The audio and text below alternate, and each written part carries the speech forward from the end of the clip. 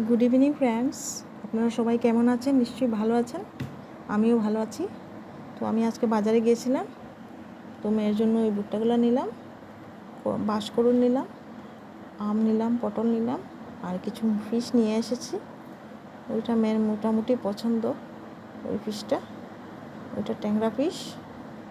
তো ওইটা আমি ওই রকম রেসিপি বানিয়েছি ওইটা দিয়ে, তো আপনাদেরকে শেয়ার করবো ওইটা কীরকম বানিয়েছি। প্রথমে মাছগুলোকে একটু নুন দিয়ে মেখে জল দিয়ে পরিষ্কার করে নেব ভালো করে। যত সময় পর্যন্ত পরিষ্কার না হচ্ছে ওটাকে ধুয়ে নেব ভালো করে। ধোয়া হয়ে গেলে একটু হলুদ গুঁড়ো আর নুন দিয়ে মেখে কড়াইয়ে তেল দিয়ে ওটাকে ফ্রাই করে নেব।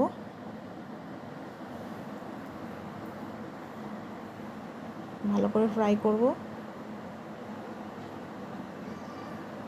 তারপরে ওই রেসিপিটার জন্য আমি নিয়েছি ড্রাই ম্যাঙ্গো পিসেস, তেজপাতা আর ওই পাঁচফোড়ন।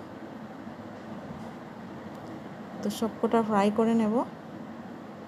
তারপরে অন্য একটা বাটিতে আমি হলুদ গুঁড়ো, মরিচ গুঁড়ো আর জিরে গুঁড়ো একটু জল দিয়ে মিক্স করে রেখে দেব।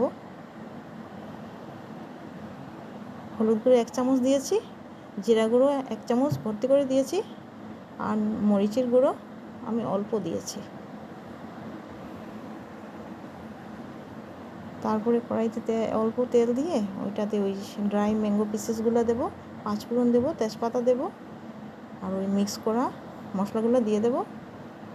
অল্প নাড়াচাড়া করে মশলাগুলো যখন কাঁচা গন্ধটা ছেড়ে দেবে,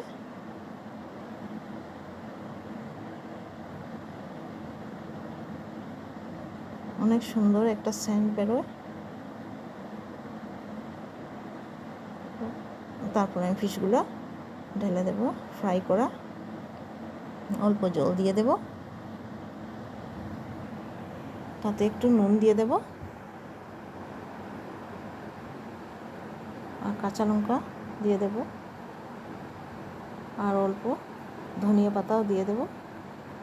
বাস হয়ে গেল আমার রেসিপি। অনেক অল্প সময়ে হয়ে যায়।